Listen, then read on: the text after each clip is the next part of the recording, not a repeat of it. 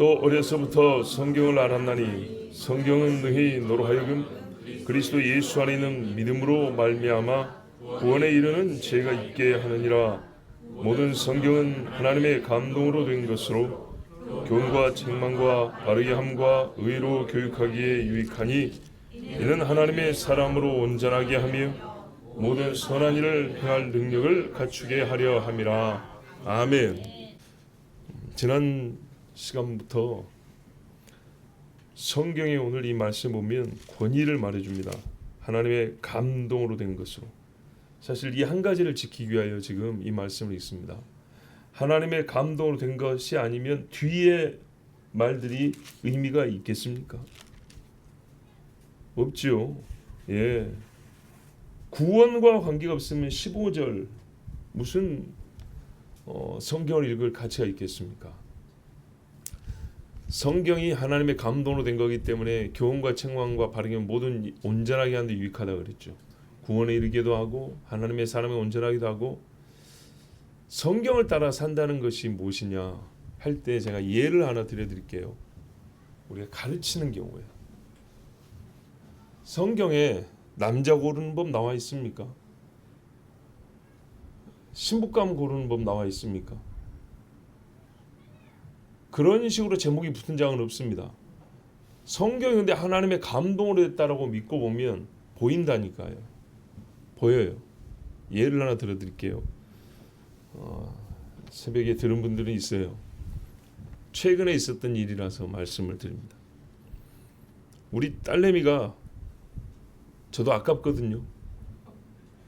그래서 시집을 어떻게 보낼까 걱정이 아니라 참 좋은 남자를 만나야 될 텐데 이러고 있단 말이에요. 그래서 근데 선택은 지가 할 거 아니에요. 하나님 말씀에 따른다는 게 뭔가 어떻게 가르치는가? 저는 이렇게 가르칩니다. 불렀어요. 부르고 이랬어요. 둘이 오랜만에 같이 밥을 먹게 됐어요. 요즘에 같이 밥 먹는 게 없어가지고 진짜 식구가 없어져 버렸는데 같이 밥 먹는 게 너무너무 좋아요. 근데 둘이 마침 방학이었고 밥 먹게 됐어요. 그래서 이참에 가르쳐 줘야겠다. 언제 기회를 얻으려. 따라. 물론 이름을 불렀죠. 근데 이게 지금 밖으로 나가니까 이름을 안 부른 거예요. 어떤 남자를 만나야 되냐면 아빠가 가르쳐 줄게 라고 시작을 한 건 아니지만 하고 싶은 말은 그거였어요. 성경에 보면 하나님 앞에 서원을 하잖아. 서원 절대 물을 수 없거든. 근데 물을 수 있는 경우가 2번 있어. 언제 물을 수 있냐면 시집 안 간 딸이 하나님 앞에 서원했는데 아빠한테 얘기를 한 거야. 근데 아빠가 들어보고 아니다. 그건 아니다. 이렇게 하면 하나님과 서원을 했는데도 불구하고 아빠가 아니라면 취소가 돼. 하나님이 그렇게 하라고 했어. 하나님과의 서원도 취소할 수 있는 사람이 딸에게 아빠야. 와, 네 지금 살면서 제일 신뢰하는 남자 누구야? 아빠지.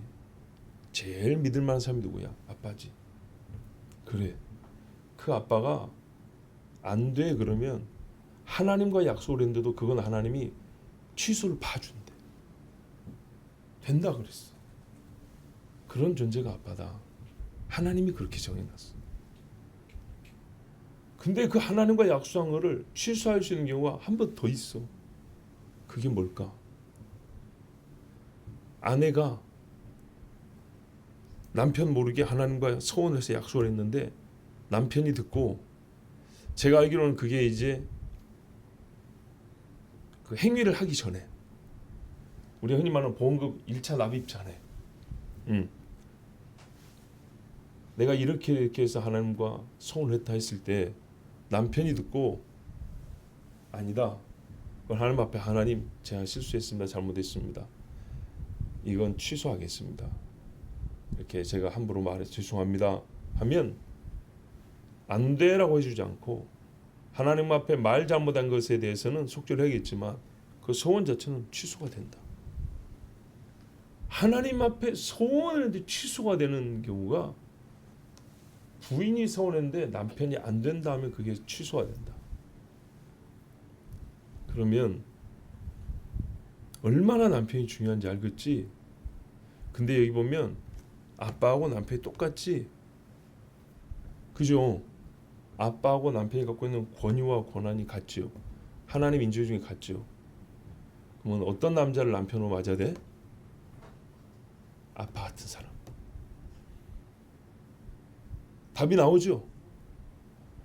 아빠만큼 신뢰할 수 있는 사람. 아빠같이 안 돼라고 했을 때 하나님이 용납해 주는 것이 되는 그런 사람이 네 남편이 되어야 되는 거예요. 정확하죠.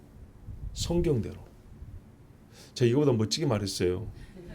근데 여러분을 상대로 지금 시간이 좀 지나서 말하니까 좀 덜 멋지고 오히려 말이 좀 덜 정돈된 것 같은데 여러분 답이 나오지 않습니까?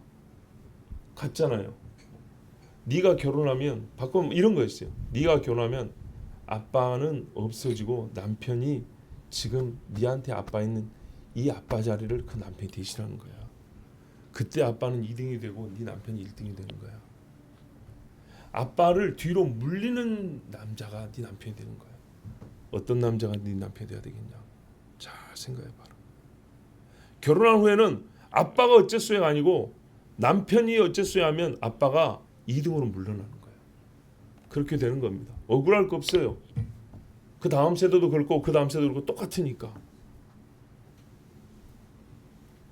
지금은 아빠가 네한테 1등이지만 네가 결혼하면 아빠가 이렇게 가르쳤잖아요. 가르친 나는 어떻게 해요? 나보다 한참 자식벌밖에 안 되는 사위지만 내가 2등으로 물러나 줘야 되는 거예요.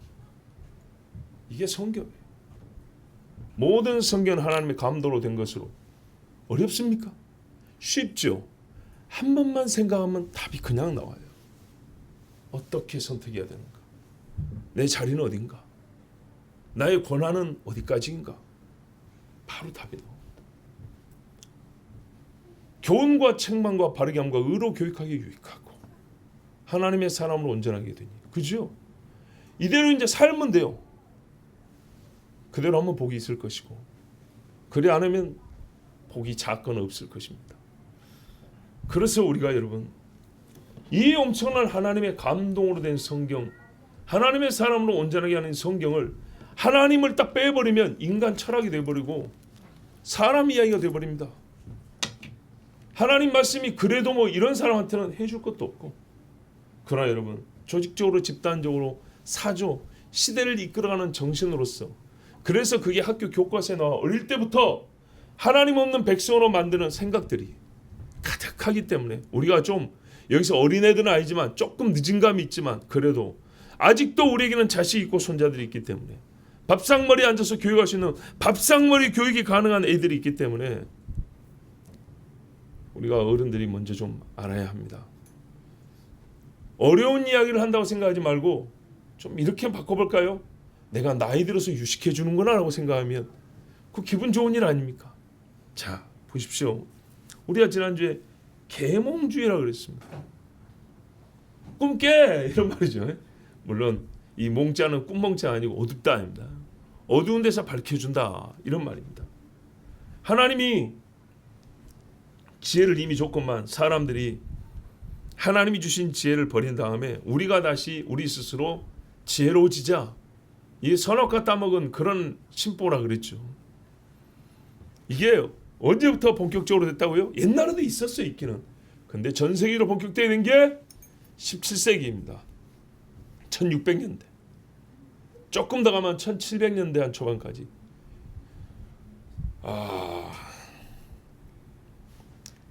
이 사람들이 근데 어디서 나왔냐? 영국 이야기했죠. 영국 그 다음에 독일입니다. 참고할 건 오늘 새벽 설교를 들으면 됩니다. 영국과 독일이 여러분 공교롭게도 또 안타깝게도 전 세계에 퍼져나간 하나님의 말씀을 소위 국제 공용어로 번역한 나라 영국입니다. 종교개혁이 일어나고 흩어져 있던 이 통일되지 못한 독일은 옛날에 그랬거든요. 유럽에서도 낙후된 후발 국가입니다. 그런데 여러분도 인터넷에 한번 찾으세요. 18세기 독일 철학자들 때려보세요. 18세기부터 유럽의 철학자들 중에는 독일이 주름 잡습니다. 18세기 1700년대 후반 넘어가면 여러분이 그래서 이 책 한 권 안 읽어봤죠? 유명한 칸트, 헤겔, 피테, 샬링 들어보셨어요? 칸트, 헤겔까지 들어봤죠? 그다음에 니체 뭐 이런 인간들 독일 사람들입니다. 이 사람들 이후에 현대 철학은 이 사람들의 제자들 아류밖에 안 됩니다. 고대로 하면 아리스토텔레스, 플라톤, 소크라테스의 아류지만 그건 좀 너무 멀고 갑자기 우후죽순 진짜로 빵 불어납니다. 그 이전에 한두 명씩 있어요. 소위 철학자, 정통 철학자 아니라 신비가들 있어요. 신비가들. 유명한 사람이 세기별 한 명 정도씩. 그런데 말입니다. 18세기 되면 1700년대 되면 독일의 문학가 여러분 잘 아는 괴테부터 해가지고 젊은 베르테르 슬픔 그거 읽고 자살하는 청년들이 엄청 나왔어요. 이렇게 불어납니다. 17세기 이게 1700년대 종교개혁하고 200년 후에 언어가 주어지니까요. 고급 언어가 주어지고요. 정리된 문법이 주어지고요. 처음에는 성경을 가지고 똑똑해졌어요. 근데요 지식은 교만해진다 그랬죠? 예 그거예요. 믿음이 빠져버리니까 성경의 고급 언어만 배워가지고 성경을 비판하면서 소위 인간의 이성정신은 뛰어나게 돼버렸어요. 여러분 잘 생각해보세요. 성경을 소위 까는 정도 되면 얼마나 똑똑해지는가. 성경을 믿기 싫으면 어찌해야 되냐. 자 보세요. 우리가 쉬운 책을 줬는데 이게 믿기 싫으면요 그보다 한 개에다 높아지면 돼요. 근데 이렇게 어려운 책을 줬는데 이 책을 믿기 싫어서 비판하려면 이 두꺼운 거 위에도 똑똑해져야 되죠. 그러니까 그거예요. 최고의 책을 줬는데 최고의 책을 믿으면 복이 있는데 최고의 책을 넘어서겠다면 사단적으로 볼 때는요 굉장히 똑똑해지게 돼 있어요. 사람이 성경을 능가하는 문학, 성경을 능가하는 신론, 성경을 능가하는 인간 자아를 높이는 이런 식의 사상을 만들려면 성경을 안 봤으면 미개한적으로 머물러 있을 건데 성경을 읽은 다음에 성경을 싣고 성경을 비판하고 성경을 버리려니까 적어도 사람들이 보기엔요 성경보다 똑똑한 소리를 해야 되는 거예요. 그래서 철학이 발전할 수밖에 없어요. 영국도 마찬가지입니다. 1600년대에 여러 영어가 이제 막 발전하고 있었는데요. 최고급 영어로 최고의 문법과 문장력으로 영어 성경 번역이 나왔어요. 1500년대부터 영어 성경이 종합된 번역이 나왔어요. 1600년대 킹제임스가 나왔어요. 지금도 전 세계 반이 읽어요. 근데 말입니다. 그리고 웨스터민스터 신앙고백 같은 위대한 신앙고백이 나오고 장로교도 만들어지고 막 그랬어요. 그런데 어떻게 했습니까? 바로 그 세기에 1600년대 영국의 이신론주의자들, 영국의 경험주의자들, 영국의 계몽주의자들, 예? 계몽주의 안에 이신론도 있고 자연주의도 있고 경험주의도 있고 그래요.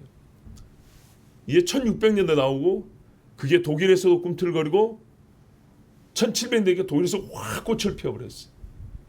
그 독일 계몽주의는 독일 관념론으로 흐르고 독일 경건주의, 그 다음에 독일 자유주의 이렇게 나옵니다. 성경이 없었으면 성경 비판의 소위 똑똑한 소리를 못했을지도 모릅니다. 그런데 역설적으로요. 성경이 번역되고 가르쳐진 두 나라에서 성경을 비판하는 이론이 가장 왕성하게 일어나고 그 열매들이 지금 전 세계 교회들마다 이 썩은 열매들이 맺혀갖고 있다는 걸 알아야 됩니다. 언약을 주고 율법을 줬더니 하나님 말씀을 믿으면 좋은데 거부하니까 어떻게 해요? 성경에 말하는 하나님을 능가하고 대체할 만한 것들을 유대인들이 만들어내죠. 그래서 그 중에 유명한 게 뭔지 압니까? 유대 신비주의라고 들어보셨어요? 까발라. 유대 신비주의 까발라라고 있어요. 카발라. 성경이 없었으면 그런 게 나오지 않습니다. 근데 성경을 보고 성경을 읽지만은 이방 것이 좋아. 그래서 성경을 능가하고 성경을 거부하기 위해서 성경의 토대가 있는 것 같은데도 다른 이상한 사상들을 만들어냅니다. 자 여러분, 이 카발라라는 것도 왜 중요하냐? 20세기 들어오면 정통으로 돌아가자 가지고 독일에서 신정통주의가 나옵니다. 신정통주의. 근데 그 신정통주의 신학자들, 주류 신학자가 유대 까발리즘이라는 유대 신비주의에 심취해 있는 사람들입니다. 근데 말은 뭐라고요? 정통으로 돌아가자 그랬다고요. 그러니까 우리가 그들이 쓰는 용어와 언어를 알지 못하면 뿌리가 어딘지 모르고요, 무엇을 말하는지는 모릅니다. 그들이 쓰는 언어를 알아야 돼요. 요즘에도 이제 언어 게임이라고. 철학자 이름 하나 정도 알았어요. 비트겐슈타인. 언어 게임. 누가 말을 주도하느냐, 누가 용어를 만들고 의미를 정하는가, 누가 선점하는가. 요즘에 언론 플레이라는 게 그런 거예요. 하다못해 제가 이런 말 했잖아요. 춘천에서 이런 일이 있었다니까요. 신방하는데 신방집 골목에 있어요. 집이 골목에. 근데 골목에 모텔들이 있어요. 골목에 차를 넣었다가 뺐다가 하다 보면 어떻게 해요? 앞대가리 이 집 걸리고 뒷대가리 저 집 걸리고, 우리도 여기 왔다 갔다 하죠.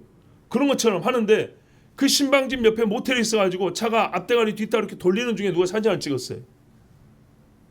그리고 인터넷에 올렸어요. 긴 말이 필요 없습니다. 왜 목사님 차가 여기에 물음표 하나 붙여놓으면 끝. 해명 들으려고도 안 해요. 신방 누가 그렇게 듣나요? 고지 듣나요? 아니죠. 삐딱하게 들을수록 재밌잖아요. 이 소문 저 소문 없는 이야기 다 나오고 쫓겨났어요. 전에도 이야기했죠. 예. 사람 하나 매장시키는 게 어려운 거 아닙니다. 요즘에 합성사진도 많더만요. 물음표 하나 달아놓으면 돼요. 해명을 하십시오 이런 말도 안 해요. 듣고 싶어 하지도 않아요. 선점입니다. 그렇죠? 이미지 선점이에요. 그래서 우리가 평시에 그 사람의 됨됨이에 대해서도 얻어놓고 확신이 있고 한다면 그런 경우에 사진을 믿을 것이 아니고 자초지종 내막을 물어봐고 확인을 해봐야죠. 그러지 않겠습니까? 자, 하여튼 이 모든 것도 우리가 너무나 하나님 앞에 불량하고 악한 짓을 많이 해놓으니까 통하는 게 돼버린 겁니다. 처음부터 깨끗하고 잘했으면 이 사람이 쓸데없는 짓 한다 이랬을 건데, 지금은 뭐 워낙에 못된 짓을 많이 해놓으니까 그냥 사진 한 장이 넘어가 버립니다. 자, 선정, 언어 선정. 자, 보십시오. 지난주에 이신론 이야기인데, 이신론은 뭐냐면 하나님이 훌륭하시고 지혜롭고 완벽하셔서 세상을 진짜 완벽하게 만들어놨기 때문에 하나님이 안 계셔도 되는 세상인 거예요. 부재하는 신이어도 되는 세상. 아시겠죠? 세상 지가 다 알아서 해요. 기계가 태엽이 처음에 감겨지면 자동으로 충전되고 또 돌아오고 또 돌아오는 것처럼 자동 수리도 되고 보충도 되고 충전되고, 도덕적인 것도 마찬가지예요. 우리 인간이 완벽하게 만들어졌기 때문에 혹 우리 안에 불이한 게 있어도 우리가 법을 계량하고 도덕교육을 잘하고 윤리의식이 고양되면서 우리는 더 나은 세상을 만들 수 있어요. 다 이미지 광고하는 데서 나오는 문구들 아닙니까? 하나님 없이 우리끼리 기술적으로 도덕적으로 다 더 나아질 수 있대요. 요즘에 하나 더 나가죠. 네 안에 신이 있어. 영적으로 우리는 이미 신이야. 이렇게 가는 거죠. 그래서 이런 사고에는 뭐가 있냐면요, 인간 타락이 없어요. 여러분, 타락하면서 가시와 엉겅퀴가 나타났죠. 자연 자체가 처음보다 못하게 됐어요. 그죠? 우리 인간이 죽게 됐죠. 우리 인간 존재가 저주를 받았어요. 우리의 인간 정신이나 자연 환경이나 다 떨어지고 타락한 상태인데, 거꾸로 말해요.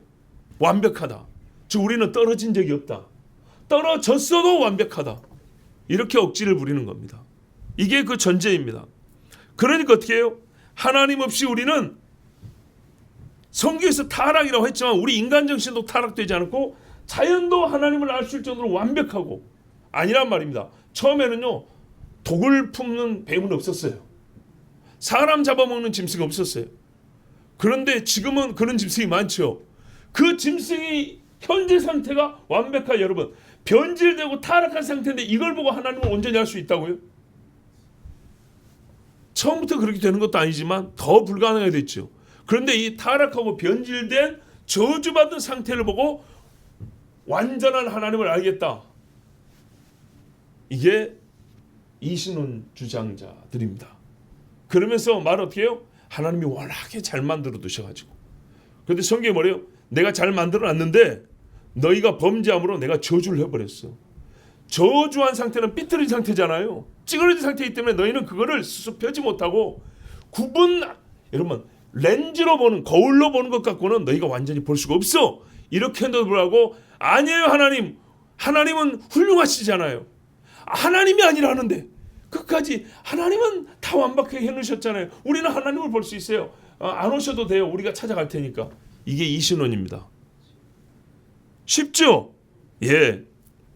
그래서 이 사람들에게는요, 이미 주어진 게 완벽하기 때문에 더 완벽한 것은 필요가 없어요. 기적 필요 없어요. 초자연적인 계시도 필요 없어요. 자, 들어보면 똑같은 이야기 반복되니까 어렵지 않습니다. 뭐가 반복되냐? 하나님의 계시 필요 없다. 기적도 필요 없다. 우리 이성으로 다 된다. 근데 이성으로 된다 하는데 뭐 어떤 논리적 근거로 이성으로 다 된다고 말하는지가 약간씩 달라요. 이성이 제일이에요. 이 제일인 이성을 어떻게 이용해서 하나님 없어도 된다고 말하는지 그들의 논법이 한 두어 가지로 달라요. 그 차이뿐이지 중심 내용은 똑같아요. 우리 이성으로 우리는 하나님을 찾을 수도 있고 하나님 없이 살 수 있고 하나님이 특별히 가르쳐 줄 것도 없고 보여줄 것도 없고 기적을 행해 줄 것도 없고 우리가 알아서 다 할게요. 요거는 공통된 거예요.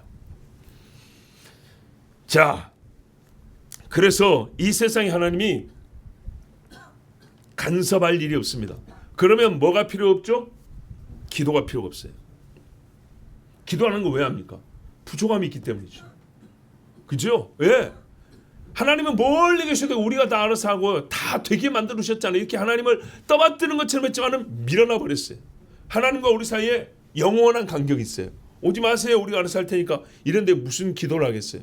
기도해도 하나님은 도와주지 않아요. 그런 마음을 갖고 있으니까. 그런데 논리 안에서는 기도가 아예 필요가 없어요. 처음부터 다 되도록 여기 안에 문제고 답이고 다 줬으니까 우리가 다 할 수 있는 거예요. 여러분, 이러면 성경도 필요가 없죠. 그렇습니다. 자, 이래서 신에 대한 관념이 바뀌니까 하나님의 신의 계신 성경에 대한 관념도 바뀌는 것이 당연합니다. 뭐 이 사람들은 말해요. 성경은 왜 주어졌냐 이 말이죠.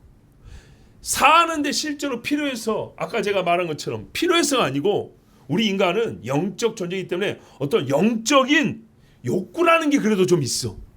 그래서 이런 거를 충족시켜 주기 위해서 성경이 필요하다 라고라도 말을 했으면 괜찮은데 안 그랬어요. 이 사람들이 뭐라 하면 아니 완벽한데 우리 머리통이라고 완벽하지 않겠어? 영적인 욕구도 우리 자가 발전하는 것처럼 영적인 어떤 욕구가 생기잖아요. 배고픈 욕구가 생기면 음식 만들면 되듯이 영적 욕구가 생기면 여기서 알아서 충족을 다 해요. 그러니까 성경도 필요가 없어요. 아니 그러면 도대체 성경은 왜 만들어 놓은 거야? 자, 그게 왜 필요하냐? 이제 요즘 자유주의 신학자들하고 하는 류에서 들을 수 있는 말이에요. 제사장 계열들이, 제사장들이 평민들을 통제하기 위해서 통제 수단으로 쓴 것이 성경 곧 율법 이렇게 말을 했어요. 재밌죠? 그게 요즘 들을 수 있는 줄 400년 전부터 나온 이야기예요. 해 아래 새 것이 없다 그랬죠. 그 성경은 뭐냐? 인공적인 작품인 거죠. 철저히 인간의 욕심을 위해서. 자, 그 다음에 이제 보세요. 이게 이제 계몽주의 안에 있는 우리가 스스로 이성으로 밝음으로 나갈 수 있다고 하는 이 큰 생각 안에서 하나님에 대해서 정리한 거예요. 하나님은 멀리 계시다. 우리를 완벽하게 만들다. 이게 이신론이라는 거예요. 이 영국에서 나왔어요. 영국에서만 아닌데 영국이 이제 주류예요. 근데 그 주류에서 이 사람들에서 뭐냐면 경험주의라는 게 또 영국에서 주창돼 아주 유명해졌어요. 경험. 우리 다 경험하고 사는데 뭐 그 정도가 아니고요. 중요한 건 이거죠. 자, 저번 주에 잠깐 말했죠. 이성이 작동을 하란 말입니다. 자극이 주어진다고요. 감각 자극. 이게 뭐지? 뭐가 나를 이렇게 느끼겠지? 이러면서 사람이 생각을 한다고요. 그리고 이게 어떻게 되냐? 이 경험된 거를요 분석을 해봅니다. 관찰을 하고 그리고 정리를 하죠. 감각으로부터 이성이 작동하고 경험된 것을 분사하고 지식을 축적하게 됩니다. 그래야 체계적인 지식을 만듭니다. 그런 다음에 거기서 정리된 지식으로 일종의 진리의 명제를 만듭니다. 이것은 무엇이다. 법칙과 같은 자연스럽게 우리가 스스로요 진리를 찾아냅니다. 이 경험주의입니다. 그럼 경험되지 않은 건요 지식이 될 수 없고 지식이 아닌 건 진리가 아니죠. 이해가 되시죠? 자, 우리 물을 여기 마셔봅니다. 물을 분석해 봤더니 이거 흐른다, 끓는다, 기화돼서 날아간다, 올더라, 어떤 느낌이더라, 여기도 써먹고 저기도 써먹고 물에 녹는 게 있고 안 녹는 게 있고 물에 들어가면 굳게 되는 것도 있고 물에 대해서 잘 관찰하고 실험하고 연구해 봅니다. 그런 다음에 물은 뭐라고 우리가 경험에 근거해서 물 뭐 하고 딱 써놓죠. 이게 진리인 거예요. 요게 진리, 요게 진리. 경험되지 않는데 내가 경험해본 적도 없고 들어본 적도 없는데 어디 진리가 있단 말이야.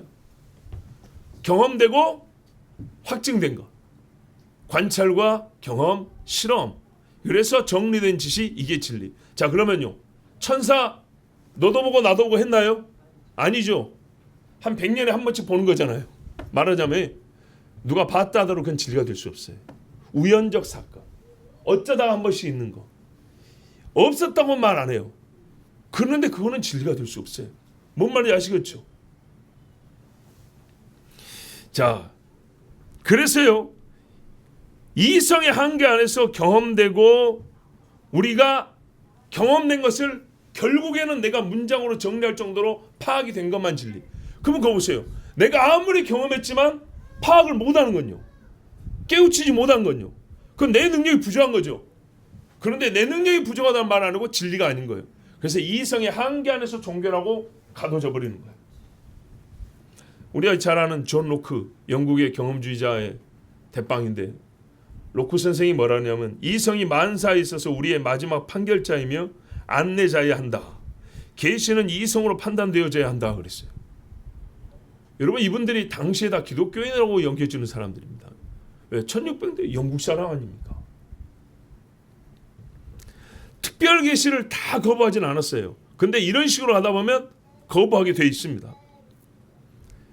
또 이런 말 했어요. 우리 자신의 사상을 알고 성찰함으로써 명백하게 발견하게 되는 진리는 무엇이나 전통적 계시에 의해 우리에게 전달된 것보다 항상 더 확실한 법이다. 무슨 말인지 쉽게 설명해 줄게요. 전통적으로 성경이 그렇다는 것보다 내가 경험한 것이 더 확실한 진리다. 이렇게 말한 거예요. 아시겠죠? 그럼 어떻게 됩니까? 내가 살아본 게 항상 진리인 거고요. 그때그때 달라요. 이렇게 나오는 겁니다. 로클리에 받은 존 톨란드라는 사람이 있어요. 이 사람이 프리띵킹이라고 자유사고라는 용어를 만들었는데 뭐라 그랬냐? 아까 처음 말했죠. 우리 사람은 하나님의 형상으로서 합리적 이성을 갖고 있고 이거는 손상되지 않았기 때문에 창조시같이 최상의 능력을 발휘할 수 있기 때문에 하나님 알기가 가능한 것은 피조세계에 아무것도 없고 우리 이성만 하나님을 알 수가 있다. 왜? 이거는 변질되지 않았기 때문에. 그러면서 뭐라 그랬냐? 신약 성경을 이렇게 말했어요.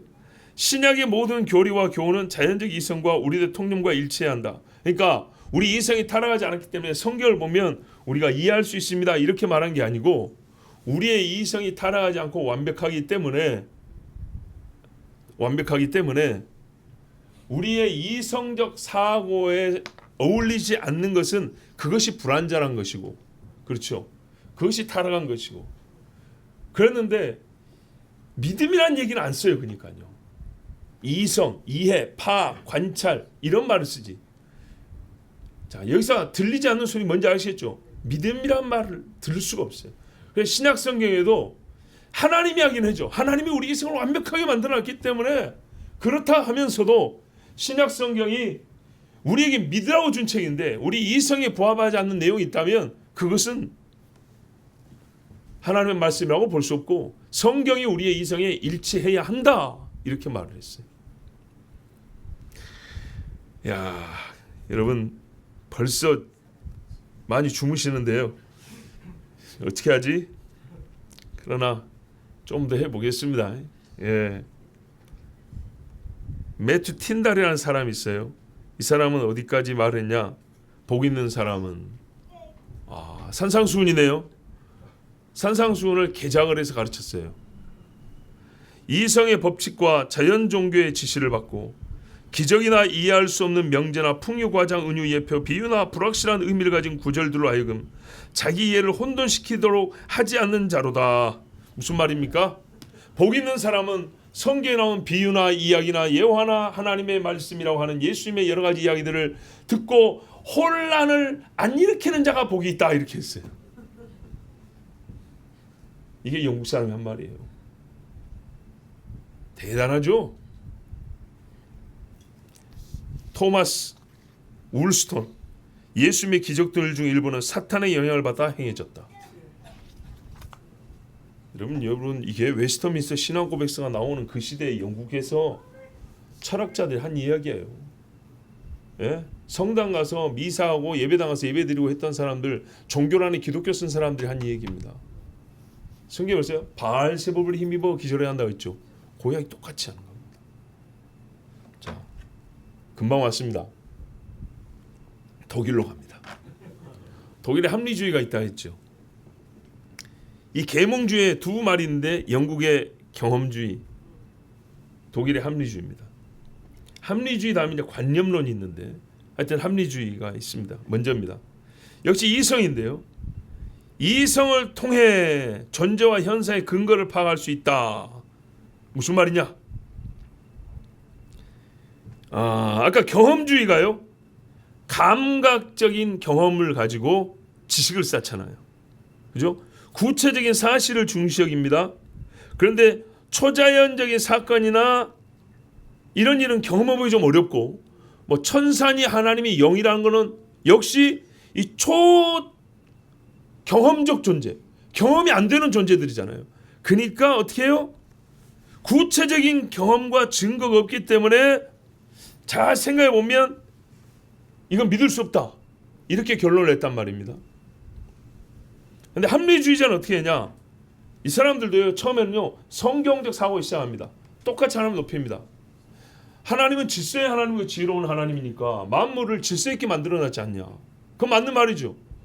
그렇기 때문에 만물은 그 자체 안에 논리가 있고 질서가 있어. 만들어질 때부터. 우리 인간에게도 하나님이 처음부터 생득적 관념이라고, 이성도주 생득적 관념이 뭐냐면 배우기 전에 우리 양심이 깨닫는 거 있죠. 그런 것처럼 경험 이전에 아는 게 있어요. 경험 이전에. 이런 것들이 뭐냐면 하나님이 만들어놓은 이 똑같은 하나님이 같은 세상에 만들었기 때문에 우리 안에 두신 이 아는 능력, 이성과 생득적 관념에 의해서 딱 보면 깨달아진다는 거예요. 네. 보면 깨달아진다는 거예요. 자, 처음부터 세계는 논리적으로 만들어졌고 이성적으로 충족된 존재 이유를 갖고 있기 때문에, 이 말을 참 제가 좋아하긴 합니다. 충족 이유라고 라이프니츠라는 이 철학자가 한 말인데 좋아하긴 하고 이유가 있어요. 이유가 있는데 이분도 소위 우리 기독교인입니다. 기독교인인데 이게 이제 좀 더 나가니까 어떻게 되냐? 이 세상에, 자 보세요. 이 세상은 그 자체로 하나님이 존재해야 될 이유를 담아놨다는 거죠. 근데 우리는 나 역시도 존재할 이유가 있고 그거를 경험하고 연구하기도 전에, 관찰하기도 전에 알 수 있는 능력을 타고났다는 거예요. 타고났어. 그래서요, 우리는 논리적으로 생각해 보면 답이 다 나온다는 거예요. 그냥 논리적으로. 좀 어려운 이야기긴 하네요.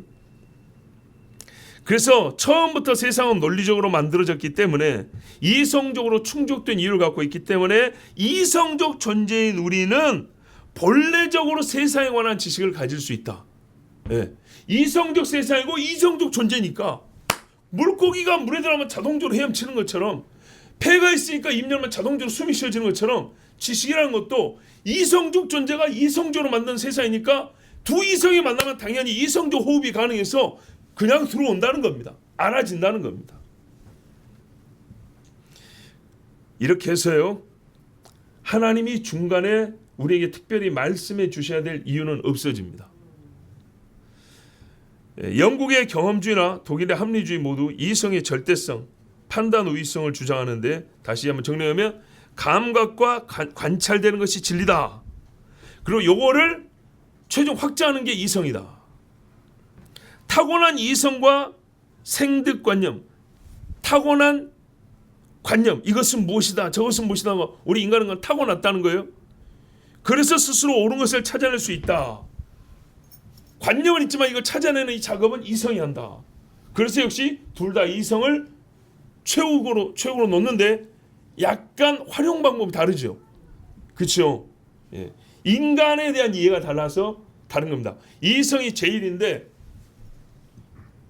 인간이 어떤 존재냐에 대한 이해가 조금씩 달랐어요. 인간론이 달라서 이성이 우위긴 하지만은 그 이성을 어떻게 쓰느냐는 조금 다릅니다.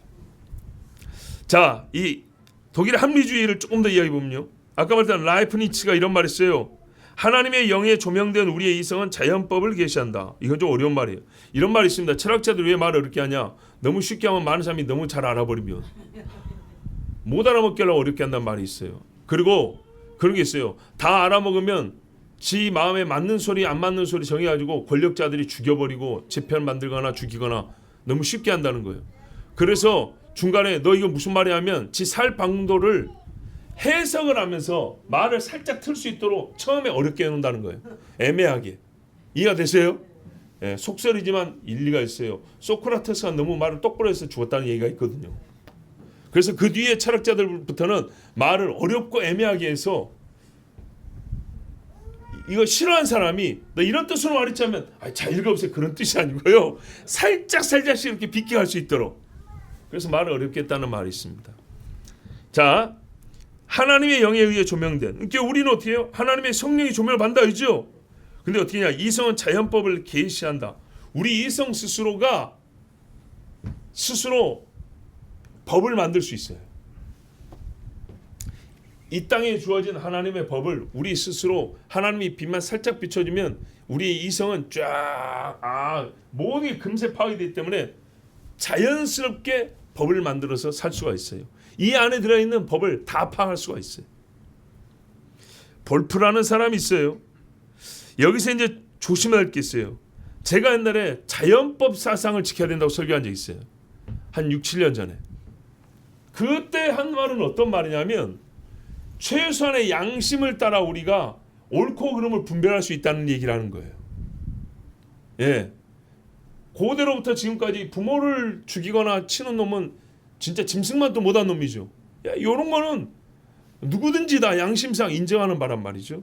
최소한의 양심과 도덕관념으로서 하나님이 우리에게 담아두신 법이 있다라는 걸 말할 때 자연법을 말한 거고, 이 사람들이 말한 자연법은 일종의 자연신학인데요. 자연에 새겨진 이치를 깨달으면 우리가 하나님까지 찾아갈 수 있다. 이걸 말하는 거예요. 그런 의미에서 자연법이에요. 아시겠어요? 하나님이 조금만 비춰주면 우리가 예수고 성경이고 없어도 하나님 찾아갑니다. 좀만 기다리세요. 이게 이들이 말하는 자연법이에요. 그래서 크리스찬 볼프 이 사람 성경은 자연신학을 보조한다. 성경을 믿고 성경에서 예수를 만나고 구원을 얻고 그 이 말씀이 참인 것을 우리 역사 속에서 확인하는 정도가 아니고요. 우리는 이미 자연에 새겨진 하나님의 법을 보면서 하나님 누군지 이미 알았어. 근데 성경이 뭐라고? 참고가 되네. 이런다는 거예요. 이게 독일의 합리주의자들입니다. 왜요? 우리의 이미 어쩌네요? 이성적으로 만들어진 세상에 이성적 인간이 만났으니 대번에 알아보죠. 성경은 혹시 그 중에 조금 모자란 사람이 있을까 봐 준 참고서다. 이게 독일 합리주의자들 한 말이에요. 그리고요, 본인이 신학자였던 헤르만 사무엘, 독일에서는 사무엘 하는데 라이마루스 뭐라고 말하냐? 참 종교는 도움받지 않은 인간 이성에 근거한다. 이 사람 신학자입니다. 독일의 신학자. 그리고 뭐라 하냐? 자연 종교, 아까 그랬죠? 스스로 신을 찾아간다 했죠? 여기에 이질적인 요소가 첨가되어 역사적 계시 종교가 발생했다. 즉 성경의 종교는 우리가 자연적으로 찾아갈 것인데 아주 이질적인 것들이 쓸데없는 것들이 첨가돼 가지고 성경 종교가 나왔다 이렇게 말했어요. 여러분 독일의 신학자가 이런 말을 했어요. 그러니 여기서 이상한 인간들이 안 나오고 백입니까? 그래서 구약 성경은 특히 전설과 설화들로 엮어졌다. 계시와 기적이란 없고 예수님의 부활은 사도들의 날조다. 누가 말했다고요? 독일 신학교 교수가 1700년대 300년 전에. 여기에 레싱이라는 또 사람이 있어요. 이 사람이 목사는 아닌데 신학 공부를 했고 아버지가 목사예요. 우리나라도 옥 목사님이라고 한 분 계시죠. 그 아들이 아주 사탄짓하고 댕기죠. 지가 아버지가 목사인데 아들이 이런 소리 했대요. 뭐라고 하냐. 개인에게 교육이 있듯이 인류에게 계시가 있다. 교육은 개인에게 임하는 계시다. 교육 잘 시키면 하나님이 계시 받는 거 똑같아. 계시는 인류에게 행해졌고 행해지고 있는 교육이다. 성경이 역사적인 사실을 기록하고 있지 아니하다 이랬고요. 형이사학적으로 도덕적인 진리라는 것은 성경에 보면 부모를 공경하라, 탐욕을 부리지 마라 이런 말씀이 있죠. 여기 이제 그들이 말하는 형이사학적 도덕적인 계시들, 아니 도덕적인 진리라는 거예요. 그런데 이게 뭐냐? 이런 것들은 처음부터 다른 사람에 의해서 역사적 사실로서 주어지는 것이 아니고 이게 뭐냐면 실제 하나님이 돌판에 새겨줘가지고 우리에게 가르쳐줘서 예수님이 사람에게 진짜로 말해서 주어지는 그런 계시가 아니고 이런 추상적이고 이 도덕적인 것들이라는 것은 원래부터 역사하고 상관이 없고 아까 이성으로 된다 그랬죠. 비역사성. 처음부터 그러니까 보세요. 역사하고 상관없이 주어져야 되는 것이라고 주장을 한 거예요. 도둑질하지 마라. 서로 사랑하라 이런 말은 역사와 상관없이 역사와 상관없이 주어진 계시라고 하는 거예요. 근데 성경에는 역사 가운데 주어졌다니까요. 모세가 하나님께 받아 백성에게 직접 말한 역사 가운데 주어졌고 예수님이 제자들이 귀에다가 직접 들려주는 역사로 들려줬죠. 그러니까 그게 안 맞다고 말하는 거예요. 이해가 되세요? 아니 내 말이 아니고 이 사람 말이에요. 그러니까는 추상적인 것은 역사와 상관이 없고 실제 역사와 무관한 보이지 않는 영의 세계를 교훈하는 책 정도에 불과한 게 성경이다. 그러면 누가 성경을 실제로 믿겠습니까? 그런데 성경에 약간의 역사적 사실이 들어있어요. 예를 들면 베드로가 어부였다는 것은 사실이었다 치자고요. 그런데 그게 진리와 무슨 상관이냐 이런 겁니다. 뭐 성경 전체를 역사로 봐야 되는데 역사로 안 보니까 추상적인 도덕 진리를 가르쳐주는 것으로 쓰여졌고 역사적 사실을 조금씩 있는 거는 그거는 진리하고 상관이 없는 거고. 다시요. 보세요. 성경이 태초에 하나님이 천지를 창조하시니라부터 사실이죠. 역사란 말이에요. 하나님이 실제로 우리에게 말씀하셨고 창조하셨고 그 역사 가운데 사랑하라 했고 역사 가운데 우상 숭배하지 마라 했고 역사 가운데 간음하지 마라 했고 실제로 말씀하시면서 오늘 우리 기도한 대로 너희가 서로 사랑하라 이렇게 말씀했단 말이죠. 그런데 이런 말씀은 역사하고 상관없는 진리다. 이런 걸 말하는 거예요. 왜? 우리 처음부터 갖고 있기 때문에. 그 다음에 성경에 근데 그런 내용이 있다는 것은 성경 자체가 역사와 상관없는 진리를 가르친다는 것은 성경 자체가 실제로 역사일 리가 없다. 이겁니다.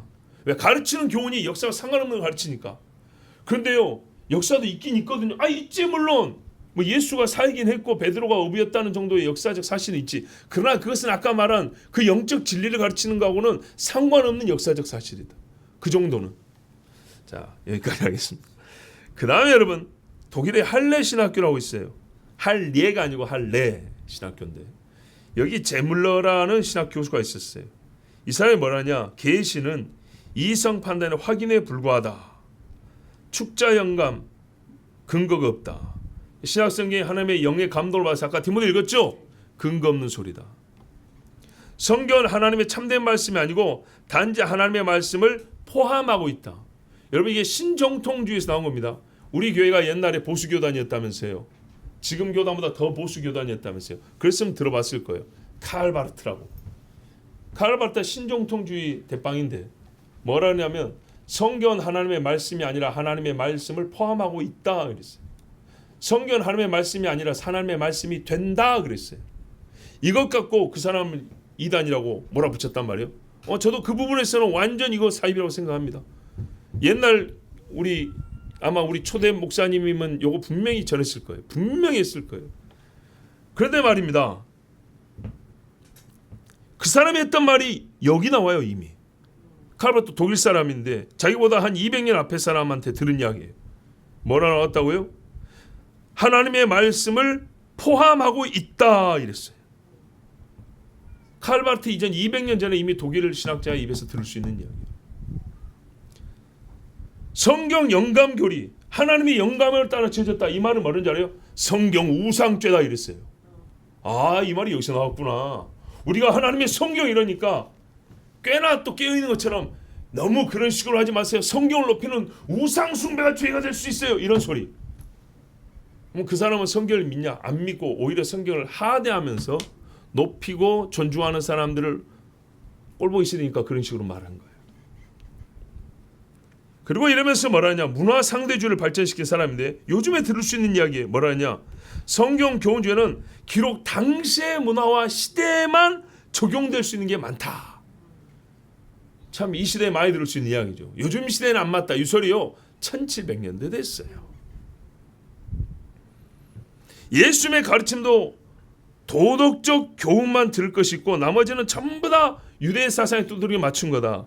예를 들면 이런 거예요. 예수님 본인도 안 믿었는데 유대인들이 믿으니까 유대인들 귀에 맞춰준다고 부활이라는 얘기도 하고 성경이 하나님의 말씀 하나님이 말씀하실 이런 소리를 했다는 거예요. 예수님 본인도 그걸 안 믿었는데 듣는 사람이 유대인이다 보니까 보세요. 문화상대주의라고 했죠. 그 시대와 상황에 따라 예수님 앞에 있는 유대인들 귀에 맞게 해준다고 주님이 부활 이야기도 하고 성경이 하나님의 말씀이다 소리도 했는데 그걸 무시하게 우리는 고지고대로 듣는다.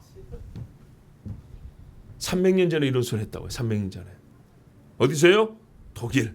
한 사람만 더 볼게요. 합리주의의 족장이라고 부르는 사람이 있어요. 파울루스. 이 사람이 제 신학 교수입니다. 독일의 신학 교수. 성경을 사람의 말로 보았습니다. 이 사람. 그래서 뭐냐면 예언은 없다 그랬어요. 요즘 신학에 가서도 많이 듣는 게 뭐냐면 사후 예언이라는 겁니다. 사람은 장래를 알 수 없고 경험한 후에 마치 미리 알았던 것처럼 글을 그렇게 쓴 것이다. 사건 후에 쓴 것이다. 이게 사후 예언이라는 겁니다. 이게 어디서 나왔다고요? 독일에서 300년 전에. 그러면 예언이라고 말한 건 뭐냐? 성경 예언 이거는 그냥 지혜를 말한 거다. 지혜. 마리아가 성령으로 잉태했다는 건 뭐냐? 착각이었다. 너무 신심이 깊다 보니까 이름하여 경건한 착각이었다. 그러면 천사들이 와가지고 막 그 양치는데 와가지고 막 빛이 확 나더니 인광이다. 인광이 무슨 말인지 아세요? 반딧불, 도깨비불 이런 거 말하는 겁니다. 우리 그 화학 원소 중에 비금속이 인이라는 게 있어요. 불치면 푹푹푹 타는 거 말이에요. 그런 게 이제 공기에서 불타는 뭐 그런 거다. 천사가 어디 있어? 천사가. 그런 말입니다. 예수님의 치유. 예수님은 자연 약초요법을 잘 알고 계셔가지고 남모르게 약초를 쓴 거다. 그럴 것 같으면 요즘에 한의사들 전부 다 굶어 죽겠네. 오병이어는 점심을 나눠 먹는 애타심을 발휘한 것이고 변화산 사건을 일출하는 햇빛에 선생님이 딱 겹쳐 보이다 보니까 아주 변화된 것처럼 보인 것이고 여러분 이게 이성적 해석이라는 겁니다. 예수님이 십자가 수치자 근육경련으로 기절했던 것인데 죽은 걸로 착각해가지고 무덤문 열고 스스로 걸어 나왔다. 300년 전에. 요즘 이야기 그대로 다 있죠. 요즘에 성경 안 믿는 사람들 얘기 다 있어. 뭐 자유주의라는 거 아니요. 옛날에 다 나온 거예요. 옛날에. 그래서 파울루스라는 신학자는 유대 신화집이라 그랬고요. 과장과 오류와 우화 우리 애기들 이야기해 주는 거 우화 있죠. 짐승을 사람으로 바꿔가지고 하는 이야기들 의인화해가지고 성경은 철두철미 오류가 있는 사람의 문서이며 성경 산출에 하나님의 손은 전혀 개입되지 않았다 이렇게 말했어요. 제가 지금까지 말한 거는 브루스 데머리스트라는 신학자가 1984년인가에 쓴 글을 여러분이 좀 요약해서 말한 겁니다. 이외에도 자료들이 있는데 방대한 것들을 잡다하게 하는 것보다 한 권에서 차라리 뽑아가지고 정리하는 게 낫다 싶어서 여러분이 그 책 위주로 이렇게 정리해드렸습니다. 제가 이 계몽주의가 무너뜨려야 한 성경의 권위에 대해서 짧게 이제 요약하고 마칩니다. 이성을 높였어요. 극도로. 성경의 계시를 필요로 하지 않는다를 주장할 정도로 높였어요. 만약에 신이 있다면 우리 이성이 찾아낼 것이고 신의 계시가 있다면 그것은 이성의 접근 범위 내에 있고 그렇다면 이성이 파악하고 충분히 이해할 수 있다. 즉 이성이 신을 만들어간다. 찾아간다. 자연적으로 우리는 종교를 만들 수 있다. 그래서 이게 자연 종교. 이런 의미에서 자연법입니다. 근데 실제로 성경을 읽어보니까 우리 이성으로 다 해결이 안 되죠. 믿음을 요구한단 말이죠. 그래서 어떻게 합니까? 믿는 것이 아니라 이성의 한계에 대해서 하니까 믿을 필요가 없는 책으로 만들어버리면 됩니다. 믿어야 하는데 우리가 믿음이 없고 이게 아니고요. 이성이 제일이기 때문에 이성적으로 이해가 안 되므로 성경은 믿을 필요가 없는 책. 그러면 믿을 필요가 없다는 책이라는 증거는 야 죽은 자가 요즘도 살아나? 안 살아난대요. 봐. 사자로 들어가면 지금 어떻게 돼? 뜯어 죽임 당하죠. 그래. 풀무불에 들어가면 안 타질 놈 있냐? 다 타져 죽지. 그래. 뭐 성경 믿을 게 어디 있어? 이렇게 되는 겁니다. 요즘에도 바다 갈라지냐? 안 갈라지던데요. 그래. 뭐 믿을 게 어디 있어? 이렇게 되는 겁니다.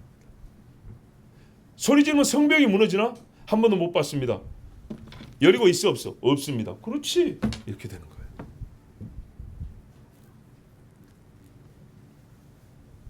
입증이 안 됐다는 겁니다. 초자연적 존재를 만날 수 없고 초자연적 현상을 볼 수 없고 있더라도 우연으로 취급해버립니다. 그럴 수 있는 어쩌다가 그럴 수 있는 그러나 원인도 알 수 없고 누가 했는지도 알 수 없고 그런 것을 가지고 진리의 계시라 말할 수는 없다. 이런 겁니다. 진리의 계시면 우리가 원할 때마다 항상 일어나야지. 그런데 여러분 여기에도 오류가 있습니다. 우리도 그랬으면 좋겠죠. 근데 여러분 우리도 자유의지가 있어서 지 퍼먹고 싶을 때는 라면 먹었다 짜장면 먹었다가 굶었다가 하는데 우리가 요구할 때마다 하나님이 보여줘야만 합니까? 우리가 이 질문에 대답할 수 있어야 돼요. 세상에 재난이 많아요. 그러면서 하나님이 살아계시다 믿을 수 있어 막 그럽니다. 사랑이라면 살려줘야 되고 능력 있다면 구해줘야지. 사랑도 없고 능력도 없으니까 다 죽게 내버려둔 거 아니야 그랬죠. 근데 여러분 가만 보세요. 부모와 자식이 사랑 없어서 안 사줍니까? 돈이 없어서 안 사줍니까? 그럴 때는 있지만 사람이니까 그럴 때 있지만 둘 다 있어도 안 해줄 때 있죠. 사랑이 없다 하면 억울하죠. 돈이 없어 하면은 이놈 새끼 하고 니는 아직 몰라 한 대 대가리 치죠. 하나님이 운에 일하지 않으심이 사랑 없다는 증거요 무능하다는 증거냐? 왜 그런 철칙을 만들어 놓고 거기다 하나님을 대입할까요? 하나님은요 능력 있어도 안 해줄 수 있어요. 안 해주는 거예요.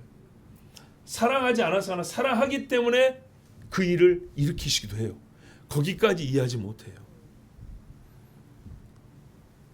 하나님이 매일 여러분 바다를 갈라주면 좋겠습니까? 정말로요? 아니요. 나는 배 타는 게 좋아요. 생각해 볼까요? 여수에서 계도까지 갈라주면요 나 5시간 걸어가야 돼요. 배 타고 가면은 늦어도 1시간이면 갈 거를 갈라주면 5시간 걸어가야 된다니까요. 나 갈 때마다 갈라주면 이산원 갈 때 그러면 배 타고 다니던 사람들은 중간에 배가 멈춰 서야 되고 고기 잠수하는 고기 못 잡아야 되고 좋아요? 아니죠. 참 자기 편의주의로 다 생각을 한다고. 흐르는 물은 흘러야죠. 자, 그래서 이 사람들은 어쨌든 못 믿겠다는 거예요.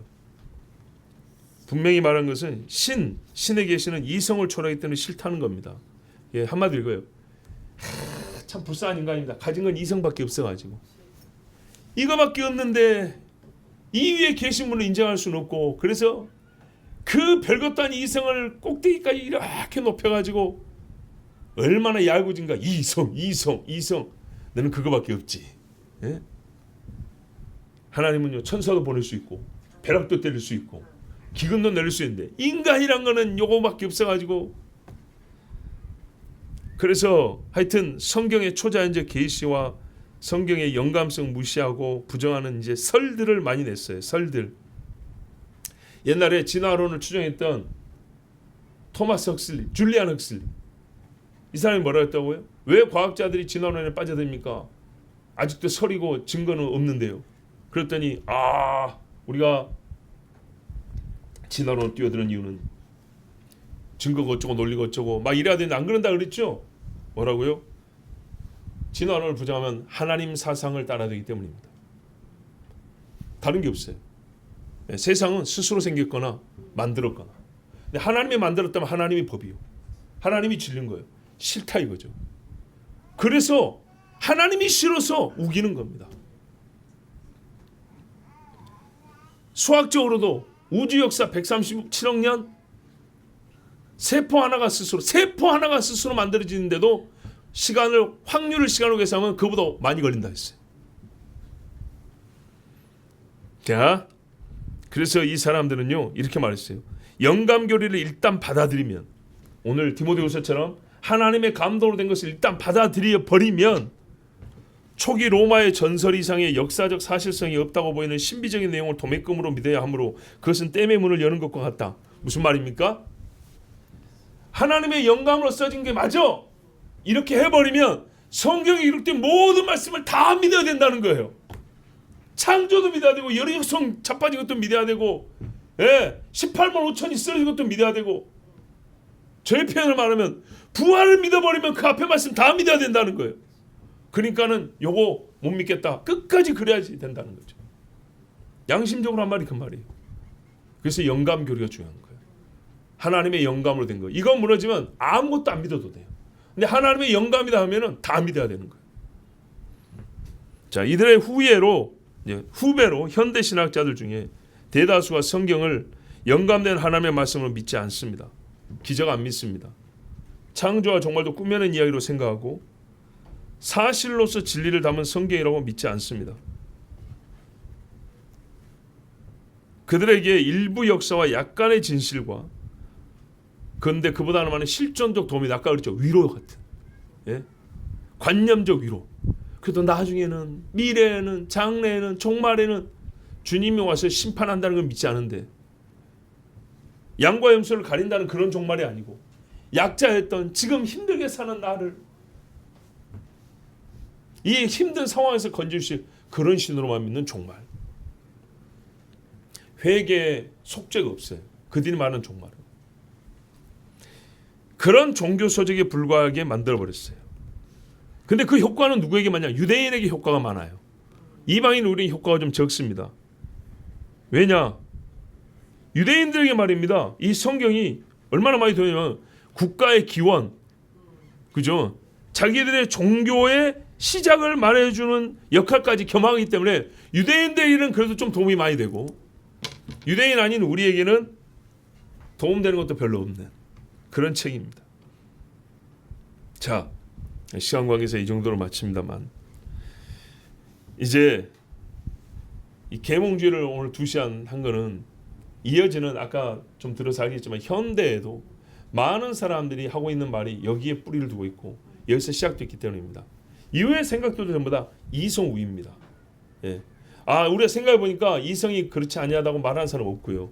요 이성을 그대로 절대적 자리에 놓은 다음에, 그런데 우리가 좀 다르게도 생각해 볼 수 있어 라고 여러 설들이 이제 좀 가지를 치고 나오지만 결국에는 이성이라는 겁니다. 자, 어려운 이야기 잘 들어주셨습니다. 그래도 여러분 뭔가 조금이라도 남는 게 있죠? 그랬으면 됐습니다. 진리 싸움에서 우리가 싸우는 게 중요하죠. 여러분 그거 아십니까? 등치가 이만한 사람하고요, 요만한 사람하고요, 맨손으로 싸우면 누가 이겨요? 큰 사람이 이기죠? 안 그런, 또 그런 소리 하지 마시고, 강호동이하고 붙어 이길 사람이 어디 있어요? 여기서 지금 강호동이 살이 많이 홀쭉해졌지만 옛날에 강호동이하고 붙은 사람이 어디가 있어요, 그죠? 근데 여러분 홀쭉이라도 우리 집사님이 요만한 칼 들었어요. 이길 수 있어요? 못 이겨요. 자기가 칼이 들었다 치면 이길 수 있겠죠? 그래서 여러분 전쟁에서 맨몸으로 안 싸웁니다. 전쟁에서 칼 드는 이유를 알겠어요? 예, 무기를 들면 이깁니다. 무기를 들면. 우리가 지금 작지만은 요만한 칼이라도 하나 쥐게 된 겁니다. 방패 없던 우리가요, 남이 칼 들고 주먹으로 드는데요, 손바닥만한 방패라도 지금 하나 든 겁니다. 예, 이거 이제 점점 키워야겠죠. 칼도 더 키우고 방패도 키우고, 어떤 의미에서 이 정도는 이제 방패를 키우는 정도인데, 칼은요 말씀 자체를 많이 읽어야 돼요. 예. 자, 디모데후서 3장 15절 17절 우리 같이 읽고 마칩니다. 시작. 또 어려서부터 성경을 알았나니 성경은 능히 너로 하여금 그리스도 예수 안에 있는 믿음으로 말미암아 구원에 이르는 죄가 있게 하느니라. 모든 성경은 하나님의 감동으로 된 것으로 교훈과 책망과 바르게 함과 의로 교육하기에 유익하니 이는 하나님의 사람으로 온전하게 하며 모든 선한 일을 행할 능력을 갖추게 하려 함이라. 아멘. 제가 기도하겠습니다. 하나님 아버지, 나는 성경이 하나님의 감동을 따라 쓰여진 것을 믿습니다. 첫 글자부터 마지막 글자까지 그대로 믿습니다. 작은 것은 나의 믿음이요 부족한 것은 나의 이해력이고 모자란 것은 나의 순종입니다. 아버지 하나님, 더 순종하고 믿음을 가지고 힘을 다하여 믿겠습니다. 나의 믿음을 지켜주시옵고 이 세상을 이기게 하옵시고 진리전쟁에서 이길 수 있도록 나와 우리 모든 성도의 입술에 할 말을 담아 주시옵소서. 우리 주 예수 그리스도의 이름으로 기도하옵나이다. 아멘.